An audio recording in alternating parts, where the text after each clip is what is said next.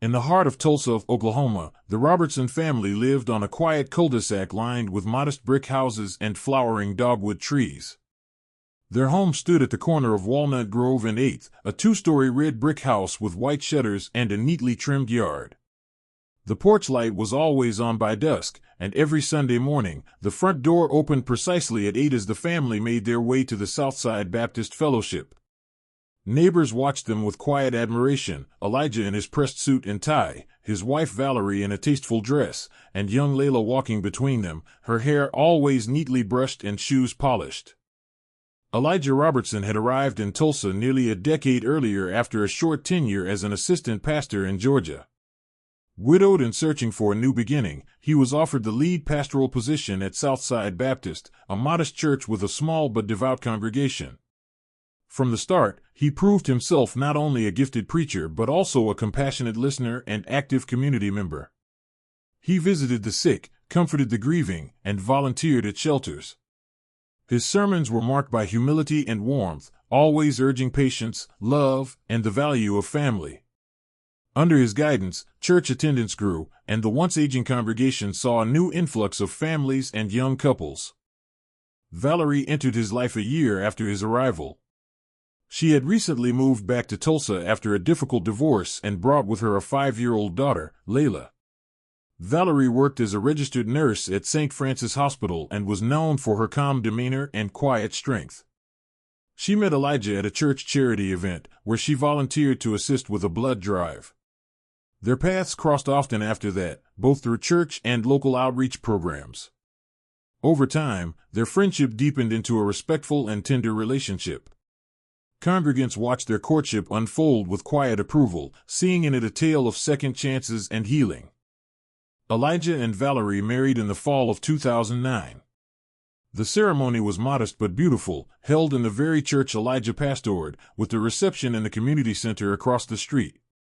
Layla, then 6 years old, wore a pale blue dress and held Valerie's hand during the vows.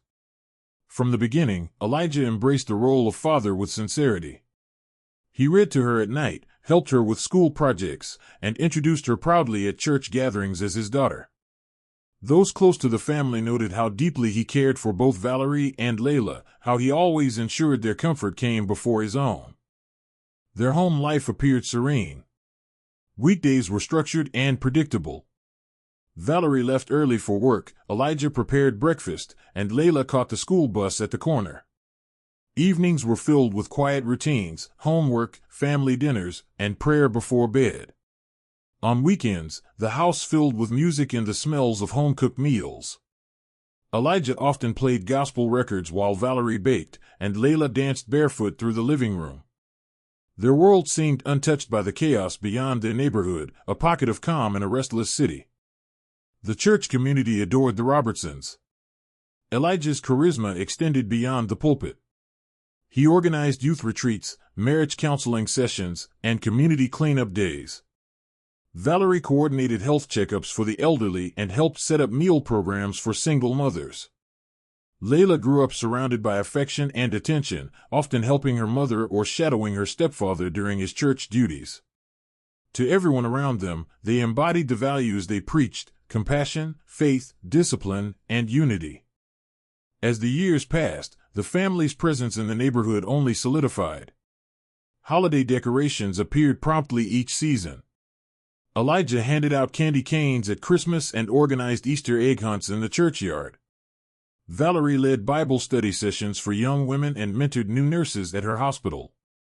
Layla excelled in school, earned awards for writing and science, and was known for her sweet nature and politeness.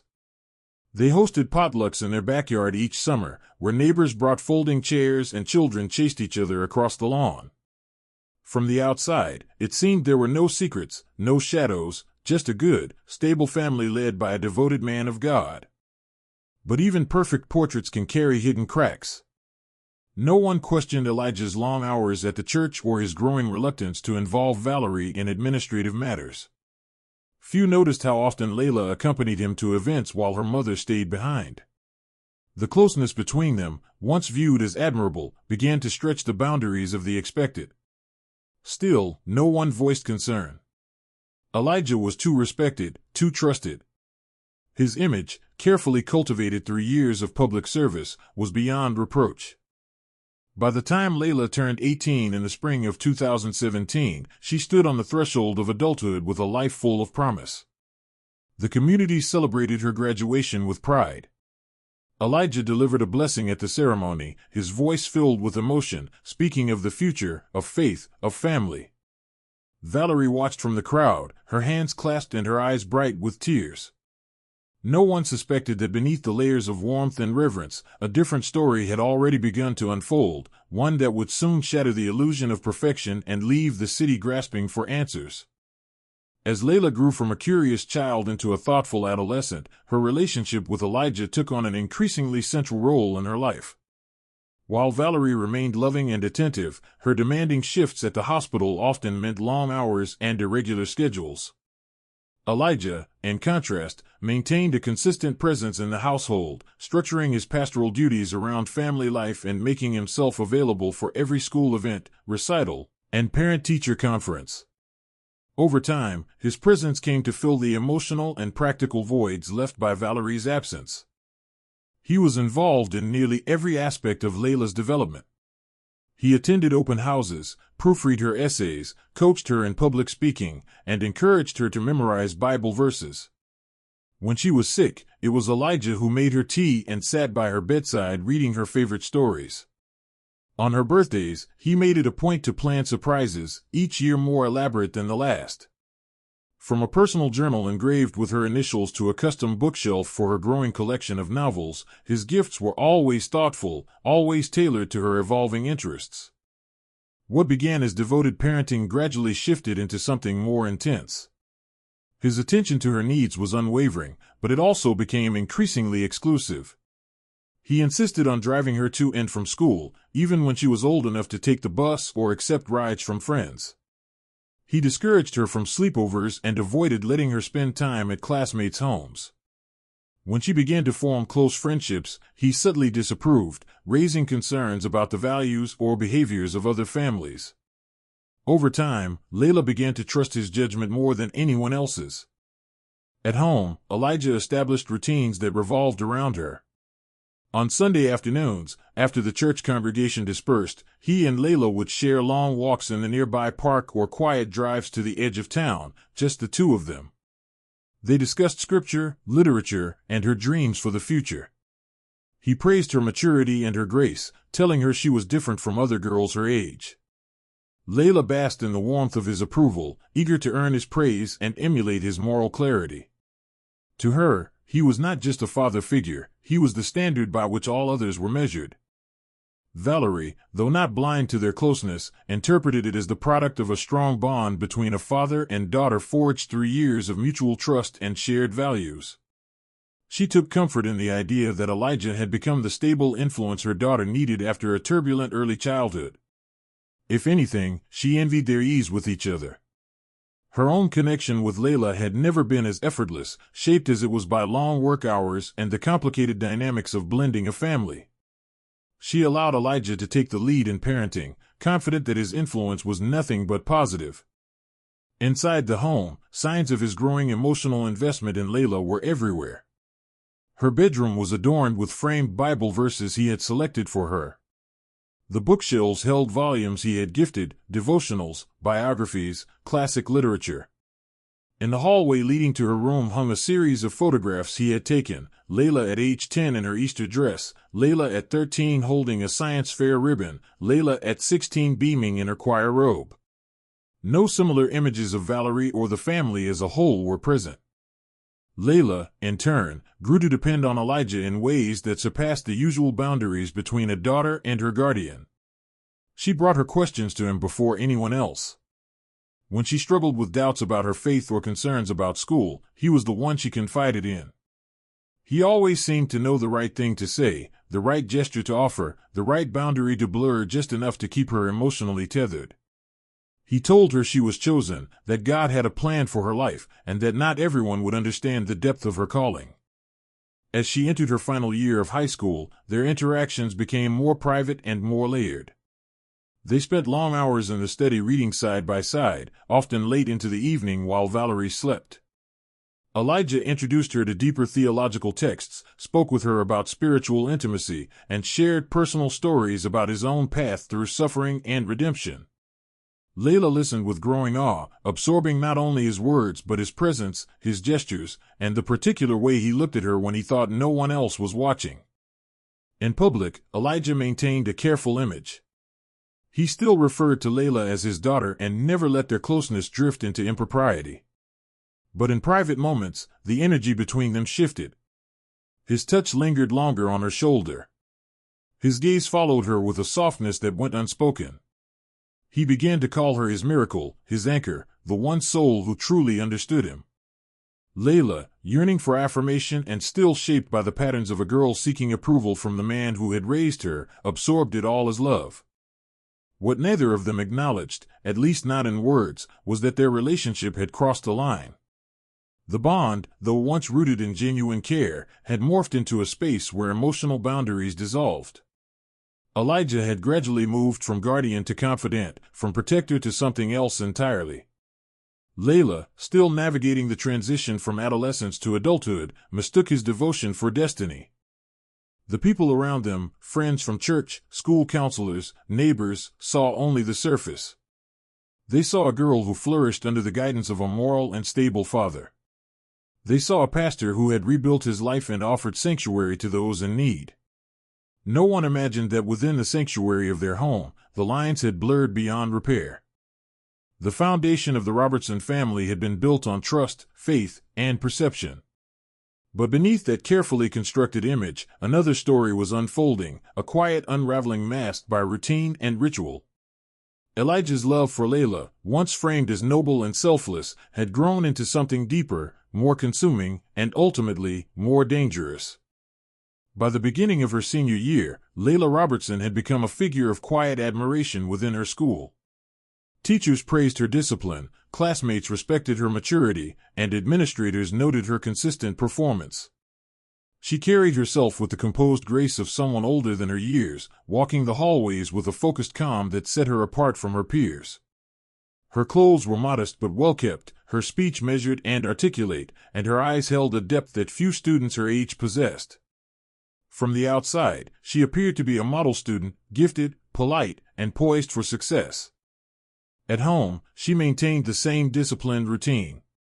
She woke early to read before school, prepared her own meals when her mother was working late, and spent evenings reviewing scholarship options and university programs. She was drawn to psychology, fascinated by the inner workings of human behavior and emotion. Her essays often explored themes of morality, faith, and the nature of memory, subjects that hinted at the complexity of her inner world. She dreamed of attending a university out of state, perhaps in Illinois or North Carolina, where she could start fresh and explore who she might become outside the familiar walls of her home. Despite her focus, Layla experienced a quiet ache she didn't know how to name. It hovered in the spaces between her achievements, and the loneliness that lingered after a compliment or a successful test score. She often sat in silence late at night, staring out of her bedroom window, thinking of all the things she could not say aloud. There was a weight in her chest, built over years of unspoken moments, confusing warmth, and blurred boundaries. That emotional haze began to shift when a new teacher arrived midway through the fall semester. Mr. Julian Howland, a 45-year-old English instructor with silvering hair and a reputation for inspiring his students, transferred from a private academy in another district. He had a reserved but magnetic presence, the kind that quieted a room not with authority but with attention. He spoke slowly, chose his words carefully, and challenged his students to think critically about literature and its connection to real life. Layla was captivated almost instantly. He reminded her of someone, his cadence, his thoughtful silences, his restrained kindness. Something about the way he carried himself mirrored what she had grown up seeing in Elijah. But unlike Elijah, who had long since blurred the lines of fatherly affection, Mr. Howland maintained clear, respectful boundaries. He saw her intelligence and pushed her to think deeper. He praised her essays, asked questions that lingered in her mind long after class ended, and occasionally shared extra reading recommendations that challenged her worldview. For the first time, Layla found herself yearning for a connection that didn't carry confusion or guilt. She paid attention to the way Mr. Howland sipped his coffee during lectures, the way he leaned against his desk when discussing poetry, the subtle wear on his leather shoes. Her fascination became more than academic. She was drawn to him, not as a teacher, but as a man who seemed to see her as she wanted to be seen, as someone with ideas, with depth, with potential. She started to spend more time in the library, reviewing the books he referenced, revisiting passages he had underlined on the board. Her journal filled with thoughts inspired by his lectures, reflections about identity, autonomy, and emotional inheritance. She found herself thinking of what it might be like to speak with him outside the classroom, to tell him the parts of her life she had never shared with anyone. The thought thrilled her and terrified her in equal measure. Yet, Layla knew the difference between fantasy and reality. She never acted on her feelings, never crossed the line. But the emotion stirred something dormant within her. In Mr. Howland's presence, she felt the longing to be understood without possession, to be appreciated without expectation. She felt, for the first time, that her feelings might be hers alone, unburdened by guilt, not part of someone else's plan, not wrapped in manipulation or secrecy. At home, this emotional awakening created tension. She became quieter around Elijah, more guarded. She avoided prolonged eye contact, minimized their private conversations, and focused on her studies with new intensity. Elijah noticed the shift but misread it. He believed it was the result of her upcoming transition to college, or perhaps the influence of peer relationships he had long disapproved of. He intensified his attempts to reconnect, leaving her notes of encouragement, buying her new books, arranging father-daughter outings, but she declined most of them, citing exhaustion or deadlines. Inside, Layla felt as though she were unraveling. The contradiction between what she was expected to feel and what she truly desired grew unbearable. She no longer knew where the boundaries were, not because they weren't clear, but because they had never truly existed to begin with. Her upbringing had been wrapped in closeness disguised as care, intimacy cloaked in morality. Mr. Howland, with his quiet dignity and emotional restraint, became a symbol of everything she wished her life had offered sooner. As the semester progressed, Layla began to withdraw from her usual routines. She attended church less frequently, citing study commitments. She spent hours alone, writing poetry that never saw the light of day. Her friendships suffered as she pulled away from conversations that felt shallow or judgmental. When she looked in the mirror, she no longer saw the girl everyone admired. She saw someone carrying the burden of truths too heavy for her age, truths that had never been hers to bear, yet were embedded in every gesture, every memory, every hidden corner of her life. She had grown up too fast. Not because she wanted to, but because the foundation of her childhood had been shaped by adult needs and complex emotional dynamics disguised as love. She now stood on the edge of womanhood with more clarity than comfort, understanding more about the world, and herself, than anyone realized. In the quiet spaces of her days, Layla clung to her books, her thoughts, and the fleeting moments of connection that felt pure. But beneath it all, the weight of unspoken history lingered, waiting for the moment it would demand to be faced. And as her graduation approached, Layla felt the slow tightening of something inevitable, something that would soon erupt, exposing the truths buried beneath the image of a perfect family. It was a quiet Monday morning in early May, the kind that passed unnoticed in the rhythms of suburban life. The sun had just risen over Tulsa, casting long shadows across the sleepy neighborhood where the Robertsons lived. Birds chirped in the magnolia trees, and the smell of fresh-cut grass lingered faintly in the air. Nothing about the morning suggested that something was wrong. Yet by mid-morning, the stillness of Walnut Grove was shattered by the wail of sirens, the arrival of uniformed officers, and the flashing red lights that illuminated the quiet street. Earlier that day, Valerie Robertson had returned home from her overnight shift at St. Francis Hospital. She was tired, her body aching from hours on her feet. The plan had been simple: take a shower, get a few hours of sleep, and prepare for another shift that evening. But as she stepped into the house, something felt off. The silence was unfamiliar. Normally, she would hear Elijah in the kitchen making breakfast or the distant hum of the washing machine. That morning, there was nothing. She called out, But no answer came. Moving through the rooms, she noticed that the back door leading to the basement had been left slightly ajar. A wave of unease swept over her. Elijah was meticulous. He never left doors open. Carefully, she made her way down the narrow staircase, gripping the handrail as the temperature dropped. The basement had always felt colder than the rest of the house, but that morning, it felt different, heavier, as if the walls themselves held their breath. At the foot of the stairs, Valerie stopped. Her eyes adjusted to the dim light. There, in the center of the floor, lay Elijah. His body was sprawled near the old reading chair he often used for sermon writing. His dress shirt was soaked in blood, the pattern dark and irregular across his chest and shoulder. Beside him, half hidden beneath a tipped-over end table, was a cast-iron candle holder, a decorative piece he had once said reminded him of his grandmother's house in Georgia. Its base was slick with red. Valerie froze, her breath caught in her throat, as the reality of the scene settled in. The emergency call went out just before 9 a.m.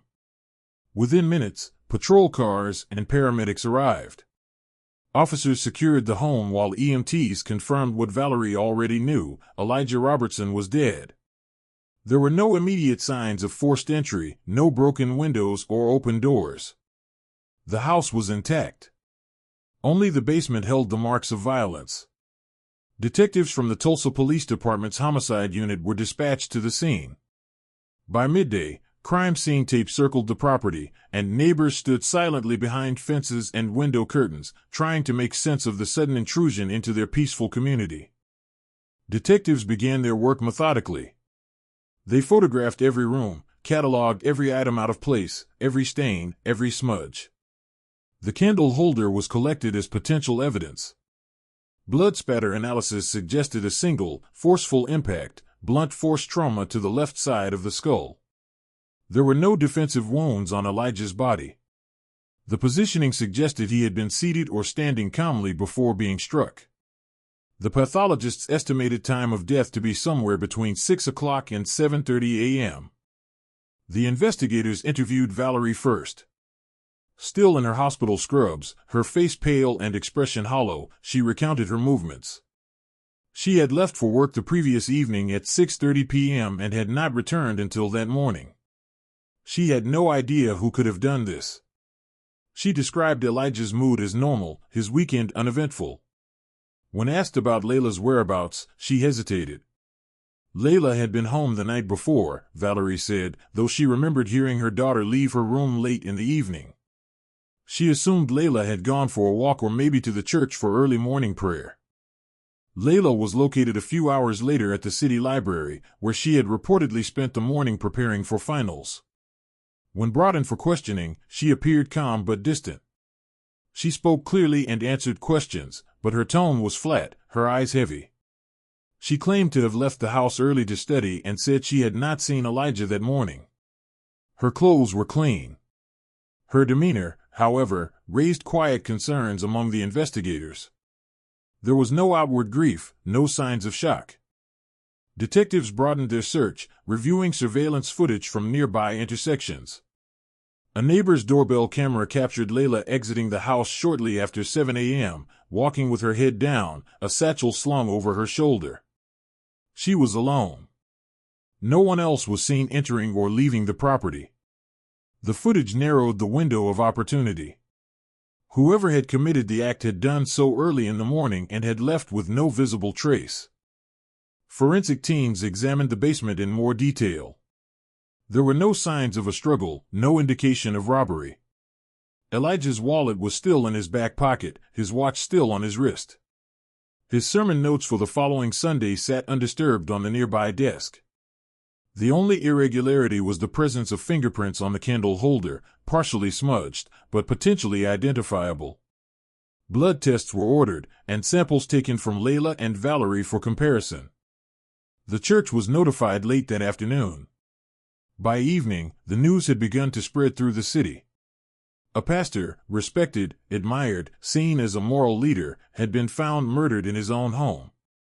Shock rippled through the congregation. Vigils were planned. Social media filled with tributes and disbelief. Those who knew the family spoke of their heartbreak, their confusion. No one could imagine who would do such a thing, or why. Yet behind the expressions of sorrow, the investigators continued their work. They combed through Elijah's phone records, examined his financial documents, and interviewed those closest to him. As the puzzle pieces began to form, a different picture started to emerge. There were questions not only about who had the opportunity to harm Elijah, but who had the motive. In that quiet house in Tulsa, what had appeared to be a tragedy without explanation began to unfold into something far more complex. The morning had changed everything. But it would take days, perhaps weeks, before anyone could fully grasp what that morning truly revealed. The investigation into the death of Elijah Robertson entered its second week with growing intensity. Forensics had confirmed that the murder weapon was indeed the cast-iron candle holder found at the scene. Blood patterns and hair strands matched Elijah's DNA, and the smudged fingerprints retrieved from the object were now the focus of lab analysis. Detectives followed every lead, interviewing friends, neighbors, church members, and extended family. But the circle of suspicion kept tightening around the home itself. Layla had become a person of interest, though no formal charges had been filed. Her behavior remained composed but distant, her answers precise yet emotionally hollow. There were inconsistencies in her timeline, small but significant. Surveillance footage and neighborhood accounts narrowed her presence at the house to within the estimated time of death. Questions about her relationship with Elijah brought hesitation, averted eyes, and long pauses. While no one had seen or heard anything unusual that morning, the investigators felt the weight of a deeper story pressing just beneath the surface. The breakthrough came during a second formal interview, held in a neutral room at the precinct. This time, Layla was no longer simply responding, she was unraveling. The pressure of the past days had eroded her ability to maintain the version of events she had carefully presented. Her voice, initially steady, began to tremble as the detectives gently but persistently circled back to one question: why would someone hurt Elijah in the place he was most at peace? The silence that followed the final question stretched long, and then something shifted. Layla lowered her head, her hands clasped tightly in her lap. The room felt cold, still. And then, almost as if letting go of a weight too heavy to bear alone any longer, she began to speak, not about the murder itself at first, but about everything that had come before it. She confessed that her relationship with Elijah had not been that of a daughter and father figure for many years. What had started as innocent affection and admiration had transformed during her mid-teens into something more intimate, more complex, and undeniably secret. She described how the boundaries had slowly eroded, how his compliments turned to caresses, how the man the community admired had, in private, crossed lines that should have never been approached. She had not known how to name it then. She only knew that she felt seen, special, chosen.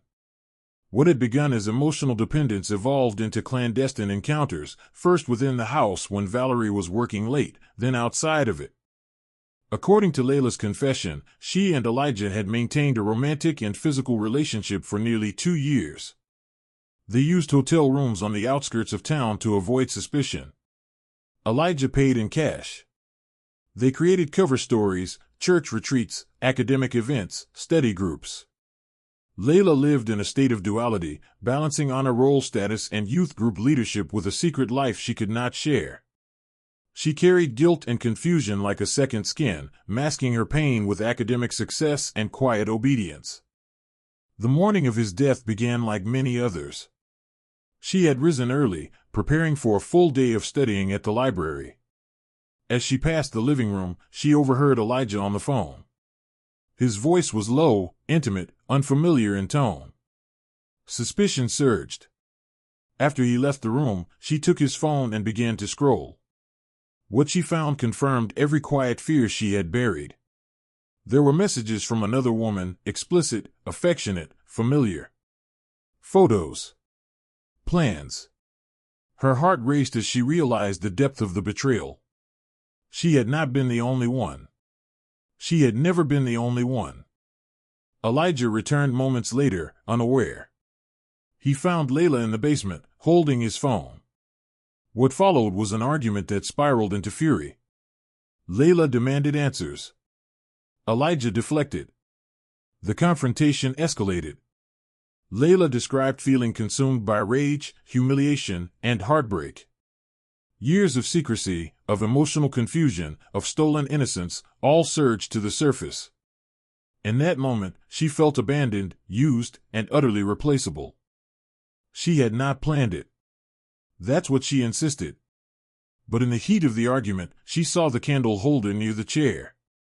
Her hand reached for it without thought. She raised it. He took a step forward, and in that space between one breath and the next, she struck. Once. Hard. Elijah fell without a sound. The silence that followed was deafening. Blood spread slowly across the floor. His body didn't move. His eyes remained open. Panic set in. Layla dropped the object and ran upstairs, her body shaking. She didn't know what to do. She considered calling for help but feared what the truth would reveal. She washed her hands, changed her clothes, and left the house just before 7, walking to the library as if it were any other morning. She told no one. She kept moving. She did not cry. Not then. As she finished her confession, her voice broke. Her eyes were wet, her hands limp. There was no defiance in her tone, only fatigue. The detectives sat in silence for a long moment before quietly excusing themselves to begin the next phase, processing the formal statement, informing the district attorney, preparing for what came next. The confession shifted the nature of the investigation entirely. No longer a mystery, the case now demanded legal resolution. While Layla had not denied her role in Elijah's death, the complexity of her account added layers of moral and psychological weight. What the law might define as murder, others might interpret as the culmination of years of emotional manipulation and blurred power. There would be debates, arguments, and public scrutiny. But one fact stood clear. Elijah Robertson was dead. Layla Robertson had killed him. And the truth, once buried beneath sermons and silence, had finally found its voice. The courtroom in Tulsa County was filled to capacity on the first day of Layla Robertson's trial. Journalists, church members, curious residents, and legal observers lined the benches. The atmosphere was tense but hushed, as if everyone in attendance was aware that they were about to witness not only the resolution of a legal matter, but the reckoning of a story that had deeply fractured the illusion of a perfect family. The girl who had once been seen as the pride of the congregation now stood accused of killing the man most believed had saved her. Layla faced charges of voluntary manslaughter, evidence tampering, and obstruction of justice. The prosecution had opted not to pursue first-degree murder due to the absence of premeditation. Their case rested on the clear forensic evidence, the confession Layla had given during questioning, and the details of the emotional and physical relationship that had unfolded between her and Elijah. While the law was unambiguous in addressing the act of homicide, the emotional context of the crime complicated public opinion and placed the legal system in a moral gray zone. The prosecution built its case with precision and restraint. They presented the timeline of Elijah's death, supported by forensic analysis that matched Layla's fingerprints to the murder weapon and placed her in the home during the estimated window of time. Blood traces found on the staircase banister and in the downstairs bathroom, where she had attempted to wash up before leaving for the library, further corroborated the sequence of events described in her confession. Surveillance footage confirmed her departure from the house and her arrival at the library, establishing the window between the act and her calculated withdrawal from the scene. But the heart of the prosecution's case came in the form of Layla's own words. Her taped confession was played for the court, carefully edited to preserve the dignity of all involved, but unflinching in its emotional clarity. Her voice, steady in some parts, breaking in others, carried the weight of the truth she had carried for years. She described her entanglement with Elijah, how it had started, how it had evolved, and how it had ended in betrayal and violence. Her words painted a picture not only of a fatal morning, but of a long and complex psychological erosion that culminated in irreversible damage. The defense, led by a local attorney known for handling sensitive family cases, took a different approach. They did not deny Layla's actions, nor did they challenge the forensic findings. Instead, they focused on the environment in which those actions had taken root. They painted a portrait of a girl raised under the influence of a charismatic and morally authoritative man who had blurred the lines between parental guidance and personal desire. They introduced expert testimony from a clinical psychologist who spoke to the effects of grooming, emotional dependence, and power imbalance between a guardian and a minor. The defense argued that Layla had been systematically isolated, emotionally manipulated, and made to believe that her sense of worth and identity were inextricably tied to Elijah's approval. They emphasized that her emotional development had been shaped under the pressure of secrecy and moral contradiction, and that the act of violence, while tragic, was not the product of hatred or criminal intent, but the result of an emotional implosion after discovering a new betrayal in a relationship already built on uneven ground. Witnesses were called to the stand from both sides. Former teachers, church members, family friends, all spoke of Layla's brilliance, discipline, and kindness. A few acknowledged noticing the unusual closeness between her and Elijah over the years, though none had suspected its true nature. Valerie Robertson declined to testify but submitted a written statement to the court. In it, she expressed both her sorrow over the death of her husband and the devastation of discovering what had been happening under her own roof. She did not condemn her daughter, but she did not absolve her either. The jury deliberated for nearly 2 days. The evidence was clear, but the interpretation of justice in this case proved difficult. Ultimately, the verdict reflected the complex nature of what had occurred. Layla was found guilty of voluntary manslaughter, with mitigating circumstances due to emotional abuse and psychological manipulation. She was acquitted on the charges of evidence tampering and obstruction, the court determining that her actions following the crime were driven more by trauma than calculated evasion. At sentencing, the judge delivered a carefully worded address. He acknowledged the tragedy of Elijah Robertson's death, the breach of trust that had led to it, and the irreversible damage left in its wake. He described Layla's actions as both criminal and deeply human, a consequence of years spent in a situation where boundaries had never been clearly drawn or respected. Taking into account her age, her clean record, and the circumstances surrounding the relationship, the court sentenced Layla to 12 years in a state correctional facility, with eligibility for parole after 7. As Layla was led out of the courtroom, she kept her eyes downcast. There were no outbursts, no tears. The room remained silent, the collective weight of what had been revealed leaving no room for triumph or outrage. The trial had not answered every question, nor had it offered peace to all involved. But it had delivered one essential truth: what had happened in the Robertson household was not an accident, nor a mystery. It was a slow-burning tragedy, shaped by silence, power, and confusion, brought to light only by an act of irreversible violence. In the months that followed, the case remained a topic of quiet conversation. The church underwent leadership changes, and its membership declined. Layla's name appeared less and less in the press. But for those who had known the Robertsons, who had admired their family, who had trusted their image, the trial had set something in place. It had dismantled the illusion, restored a measure of truth, and forced the community to confront the uncomfortable reality that even the most respected figures can carry darkness behind closed doors.